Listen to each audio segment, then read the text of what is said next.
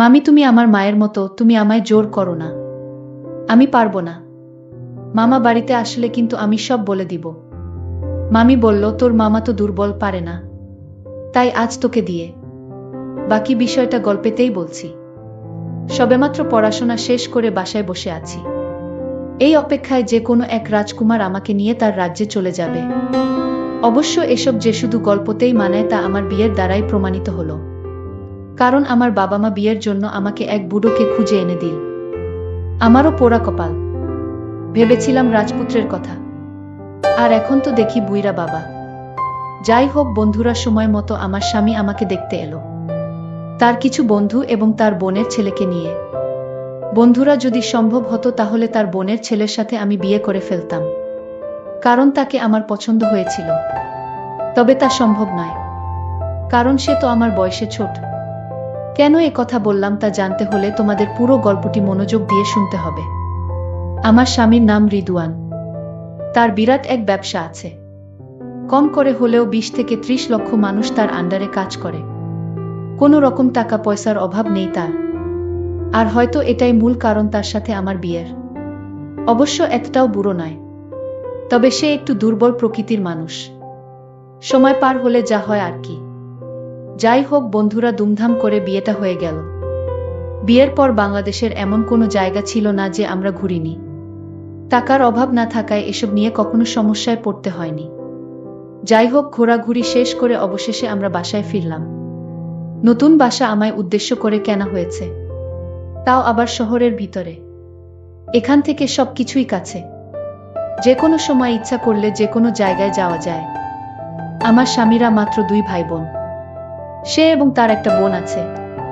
তার ছোট বোনকে সে ভীষণ ভালোবাসে, আর তার থেকে বেশি ভালোবাসে তার বোনের ছেলেকে।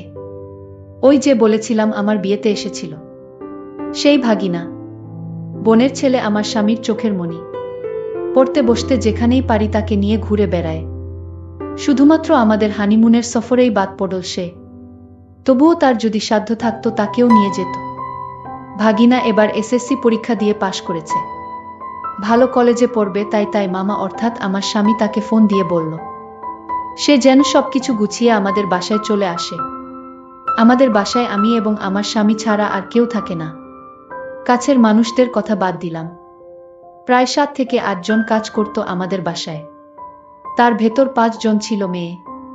ইতিমধ্যে আমার ননদের ছেলে আমাদের বাসায় চলে আসলো।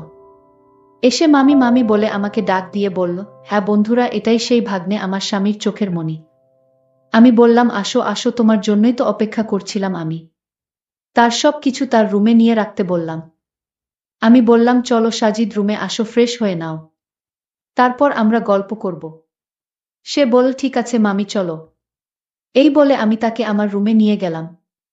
বললাম, যাও তুমি ফ্রেশ হয়ে নাও। সে গোসল করে বের হলো। আমি তাকে নিজের হাতে ভাত খাইয়ে দিলাম। বললাম, এবার তো তাহলে তোমাকে যেতে দেব না। সাজিদ বলল, আমিও তো এবার যাওয়ার জন্য আসিনি, আমি অনেক দিন থেকে তারপর যাব। এবার পড়াশোনা তো শেষ করতে হবে এখান থেকে। এর ভেতরেই সে তার মামার খোঁজ করতে লাগল। সাজিদ মামাকে অনেক বেশি ভালোবাসে, আর আমাকে অনেক সম্মান করে। আমি বাসায় আসার আগেই সে আমার শ্বশুরবাড়ির পুরনো বাসায় আসা যাওয়া করত। প্রহর গুনতে গুনতে রাত হয়ে গেল, এবং আমার স্বামীর রিদওয়ান বাসায় ফিরল। এসে সাজিদ সাজিদ করে চিল্লাতে লাগল। সাজিদ গিয়ে তাকে সালাম করল। তুই আর যেতে পারবি না, তুই এখান থেকেই লেখাপড়া করবি। তোকে আমি লেখাপড়া শিখিয়ে ডাক্তার বানাবো। তুই আমার একমাত্র ভাগিনা, তোকে নিয়ে আমার অনেক স্বপ্ন। তোর যা লাগে আমাকে বলবি, আমি তোকে দিব। আর বাহিরে বেশি আড্ডা দেওয়া চলবে না। ভাগিনা তখন বলল, হ্যাঁ মামা, আমি তোমার কথা রাখব। আমারও ইচ্ছা বড় ডাক্তার হওয়ার। তুমি যা বলবে তাই হবে মামা। ওদের ভালোবাসা দেখে আমার মাঝে মাঝে হিংসা হয়। ইস, আমার স্বামী যদি আমাকে এতটা ভালোবাসতো। তারপর আমার স্বামী বলল, চলো সবাই একসাথে ভাত খাবো আজ। আজ তো বিশাল রান্না হয়েছে। তাই সবাই মজা করে খেয়ে নিলাম। পরের দিন আমি তাকে কলেজে ভর্তি করানোর জন্য নিয়ে গেলাম। তার মামা তো কোনো সময় পায় না, তাই তার সব দায়িত্ব আমাকেই নিতে হলো। এর ভেতরে বেশ কিছু দিন পার হয়ে গেছে। সাজিদ নিয়মিত কলেজ যেতে লাগলো। একদিন সাজিদ যখন কলেজে ছিল, আমি তার রুমে গেলাম তার রুমটা একটু গুছিয়ে দেওয়ার জন্য। আমি রুমে গিয়ে দেখি কি একটা অবস্থা। আমি বাসার কাজের মেয়ে মর্জিনাকে ডাক দিলাম। সে আমাদের বাসায় কাজের মেয়ে। বললাম, মর্জিনা, আমাকে একটু সাহায্য করো তো। সে বলল, কাকিমা বলেন কি করতে হবে। আমি বললাম, তুমি বিছানাটা পাল্টে দাও। সে প্রথমে একটু না না করছিল। পরে আমি জোর গলায় বললাম, কি হলো? বলছি বিছানাটা পাল্টে দাও। আর তুলতে যা ঘটল তা দেখার জন্য আমি কখনোই প্রস্তুত ছিলাম না। বিছানায় দেখলাম এক বান্ডিল ফুটকা, যার মূল্য বাজারে 50 টাকা। ভাগ্নের বিছানায় ফুটকা কেন? এটা দিয়ে কি করে সে? আমার তো আর বুঝতে বাকি রইল না। তারপরও আমি সাজিদের কাছ থেকে সব জানব। এরপর আমি মর্জিনাকে বললাম, যা তুই বাইরে যা। আমি সেগুলো একসাথে করে একটা ব্যাগে ভরে নিলাম। আর ওকে বললাম, তুই রুমটা গুছিয়ে দে। আমি রুমে শুয়ে ভাবতে লাগলাম, ব্যাপারটা ঠিক বুঝলাম না। ভাগ্নে এইসব নিয়ে কি করে? অনেক প্রশ্ন ঘুরপাক খাচ্ছিল আমার মাথায়। তাই নিজেকে একটু শান্ত করে ভাবলাম, সে একবার বাসায় আসুক, তারপর তার কাছ থেকে কিছু শুনে বিষয়টা ক্লিয়ার হব। সেই দুপুর বেলা সাজিদ বাসায় ফিরল। আমি প্রথমে তাকে কিছু বললাম না। তাকে দুপুরের খাবার খাইয়ে দিলাম। খাওয়া শেষে আমার রুমে ডাক দিলাম। সে আমার রুমে এসে বলল, মামি, কি হয়েছে? আমি বললাম, আচ্ছা সাজিদ, তুমি চেয়ারটা নিয়ে বসো, তোমার সাথে কথা আছে। সাজিদ আমার পাশে এসে বসে বলল, মামি কি বলবে? তারপর আমি তাকে সেগুলো বের করে তার সামনে ফেলে দিলাম। এগুলো দেখে তার চোখ বড় বড় হয়ে গেল। সে মনে হয় আকাশ থেকে পড়েছে। কোনো কথাই বলছে না। আমি বললাম, দেখো সাজিদ, এখন যা ঘটবে সব তোমার আর আমার ভেতরে থাকবে। তুমি এইসব নিয়ে কোনো চিন্তা করো না। যা হয়েছে সত্যি তাই বলবে। তোমার মামা এসব কিছু জানতেই পারবে না। তুমি শুধু আমাকে বলো, এইগুলো দিয়ে তুমি কি করো? সে আমার দিকে তাকিয়ে চুপ করে রইল। আমি বললাম, চিন্তা করো না, নিশ্চিন্তে বলতে পারো। তারপর সে বলল, দেখো মামি, আমার তো বয়স হয়েছে। আমার এগুলো মাঝে মাঝে দরকার হয়, তাই রেখেছি। আর এগুলো দিয়ে কি করা হয় তা তোমাকে বলা লাগবে না। মামি, তুমি আমার বিষয় নিয়ে অন্য কিছু ভেবো না। তুমি যেমনটা ভাবছো আসলে তেমন কিছু না। আমি একটু হালকা রাগ করে বললাম। সাজিদ খুব বেয়াদব হয়ে গেছে মনে হচ্ছে। না মামি, আমি বেয়াদব নই, তুমি আমাকে ভুল বুঝেছ। আমি কোনো অন্যায় কাজ করতে পারি না মামি। মামা আমাকে এই ভুল শিক্ষা আমায় দেয়নি মামি। তুমি বিশ্বাস করো। মামি বলল, তাহলে সত্যি করে বলো, ফুটকা দিয়ে কি করো তুমি? আমি মামিকে বললাম, মামি, আমি তোমার কাছে কিছু লুকাবো না। আমি একজনকে ভালোবাসি। আর সে মাঝে মাঝে আমাদের বাড়িতে আসতো। আমি অঙ্ক না পারলে সে অঙ্ক বুঝিয়ে দিত। আমি তাকে ফুটকা গিফট করতাম। মামি, যে মেয়েটির কথা বলছি সে লেখাপড়ায় অনেক ভালো। ও আমাকে খুব ভালোবাসে মামি। মামি তখন চোখ ঘুরিয়ে বলল, তাহলে দেরি কেন, তার নাম খানি একটু বলে দাও শুনি। সে কোনোভাবেই তার নাম বলল না। আমি বললাম, তুমি কি তোমার মুখ থেকে কথা বের করতে বাধ্য করাবে তোমার মামার সাথে এসব বিষয়ে কথা বলার জন্য? সে আর কিছু না ভেবে বলে দিল, মর্জিনার নাম। আরে ও কি কলেজে পড়ে? ও তো আমার বাসার কাজের মেয়ে। তুমি আমার সাথে মিথ্যা কথা বললে কেন? সাজিদ বলল, মামি, আমার ভুল হয়ে গেছে। আসলে আমি তোমাকে ভয় পেয়েছিলাম। আর তাই তোমাকে মিথ্যা কথা বলেছি। আমি আসলে কলেজে কারো সাথে প্রেম করি না। আমার কোনো ভালোবাসার মানুষ নাই। আর তাই মর্জিনাকে। আমি তো শুনে অবাক। আমি বললাম, কি হলো সাজিদ? তুমি সত্যি ওর সাথে? সে বলল শুধু হুম, মাথা নাড়িয়ে সম্মতি দিল। আমি এই কথা শুনে আর দাঁড়িয়ে থাকতে পারলাম না। বসে পড়লাম। বাপরে, এ কি সাংঘাতিক ব্যাপার! মনে মনে ভাবতে লাগলাম। আমি বললাম, আচ্ছা তুমি এখন তাহলে রুমে যাও। তোমার সাথে এই বিষয়ে পরে কথা হবে। আমি চিন্তায় পড়ে গেলাম। আমি ভাবলাম, এটাই হয়তো সুযোগ আমার অনেক দিনের স্বপ্ন পূরণ করার। তার রুমে গিয়ে বললাম, এই নাও সাজিদ, তোমার বিছানায় পড়ে থাকা মহামূল্যবান জিনিস। তবে একটা শর্ত, আর কোনোদিন এগুলো দিয়ে কিছু করবে না। আমি যেদিন তোমাকে আদেশ করব ঠিক সেদিন থেকেই তুমি। সে মাথা নাড়িয়ে সম্মতি জানাল। আমি বললাম, মামি, তাহলে আমি কখন কি করব তুমি সব বলে দিও।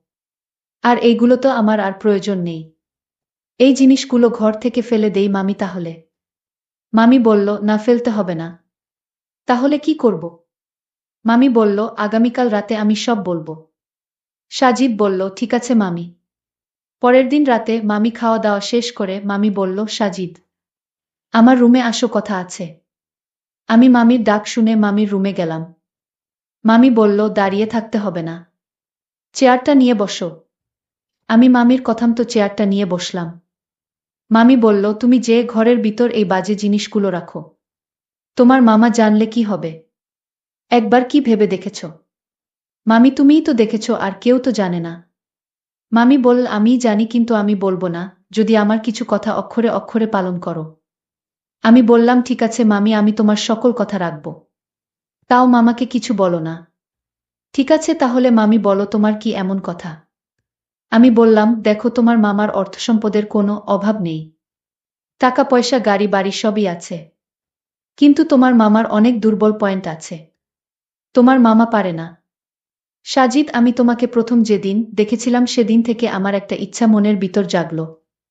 আমি বারবার চেয়েছিলাম কিভাবে কি করা যায়, কিন্তু আমি কোনোভাবেই উপায় খুঁজে পাচ্ছিলাম না। আজ একটা উপায় বের হয়েছে। আমি জানি ব্যাপারটা তোমার কাছে অদ্ভুত মনে হলেও আমার কাছে স্বাভাবিক। মামি আরও বলল, সে মামার ঘরে সুখে নেই, তার ভিতর কষ্টে ভরা। আমি মামির পুরা কথা শুনে বুঝতে পারছিলাম মামির অনেক কষ্ট। আমি মামিকে বললাম, মামি তুমি চিন্তা করো না, ব্যাপারটা আমি দেখছি। আমি তোমার বিন্দু পরিমাণ কষ্ট সহ্য করতে পারবো না মামি। মামি তখন বলল, তাহলে তোমায় একটা কথা বলি। আমি মামিকে বললাম, একটা কেন? তুমি যত পারো আমার সাথে কথা বলো। মামি তখন কান্না গলায় বলল, তোমার মামা যা পারে না, তুমি কি তা পারবে?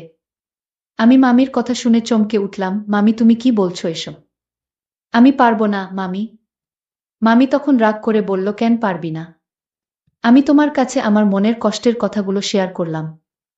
আমি তো ভেবেছিলাম আমার কষ্টের কথা শুনলে তুমি অন্তত আমি যা বলি তা মানবে। এখন দেখছি তুমি আমার কষ্ট আরো বাড়িয়ে দিলে। মামি তাহলে বলো আমার কি করতে হবে? কি করলে তোমার কষ্ট দূর হবে? মামি তখন বলল, তুই কি কিছুই বুঝিস না? আমি বললাম, মামি এখন তোমার কথা শুনে ভালো লাগছে। মামি বলল, কেন? আমি এখন আবার কি বললাম? আমি বললাম, মামি তুমি আমাকে তুই করে ডাক দিয়েছ তাই আমার কাছে ভালো লেগেছে। মামি বলল, তাহলে আজ থেকে আমি তোমায় তুই করে বলবো। মামি তোমারে রাগ করলে অনেক সুন্দর দেখায়। মামি তখন একটা মুচকি হাসি দিল। আমি বললাম, মামি তোমাকে হাসিতেও অনেক সুন্দর দেখায়। মামি বলল, তুই আমার সাথে মশকরা করছিস? আমি এই দিকে দুঃখ কষ্ট নিয়ে আছি। আমি মামিকে পরিষ্কার করে বলে দিলাম, মামি আমি তোমার কথা রাখতে পারবো না। মামি তখন রাগ দেখিয়ে বলল, তাহলে তুমিও বাঁচতে পারবে না। আমি তোমার মামাকে তোমার বিষয়ে সব বলে দিব। আমি হাসতে হাসতে বললাম, মামি আমিও মামাকে সব শুনিয়ে দিব। মামি আমার কথা শুনে চমকে উঠল। এই তুই কি বলবি তোর মামার কাছে? আমি বললাম, মামি এতক্ষণ ধরে তুমি আমার কাছে যা বললে সব আমার মোবাইলে রেকর্ড করেছি। মামি আমার কথা শুনে বলল, ভালো করেছিস, যা গিয়ে তোর মামারে রেকর্ডিং শোনা। আমার কোনো সমস্যা নাই। আমি হয়তো এ বাড়ি থেকে চলে যাব। আর কি হবে আমার? আমি তখন মামিকে বললাম, তাহলে তুমি চাও তুমি যা আবদার করছিলে আমার কাছে তা মামাকে শুনাই? আমি কিন্তু মামাকে সত্যি সত্যি বলে দিব। মামি তখন কান্না করে বলল, আমার কপালে সুখ নেই। আমি মামিকে বললাম, মামি তোমার অভাব আমি বুঝি। তোমার কোনো ছেলে মেয়ে নাই তাই তো? মামি তুমি আমায় অন্যরকম দৃষ্টিতে দেখো না। মামি তুমি কি করে ভাবলে আমি এসব করব? আমি ছোটবেলা থেকে মায়ের আদর পাইনি। আমি তোমাকে মা ভেবেছি। তুমি আমার মা। আজ থেকে তুমিই আমার মা। আমি জানি তোমার কোনো সন্তান নেই। আজ থেকে আমি তোমার সন্তান। মামির চোখ দিয়ে পানি পড়ছিল। মামি বলল, এখন আমার কাছে মনে হচ্ছে এই পৃথিবীতে আমার চাইতে সুখী মানুষ আর কেউ নাই। আয় বাবা আমার কাছে আয়, আমাকে মা বলে ডাক। বন্ধুরা আজকে মতো এখানেই শেষ করলাম। যদি গল্পটি ভালো লাগে তাহলে আমার চ্যানেলটিকে সাবস্ক্রাইব করে পাশে থাকবেন। ধন্যবাদ।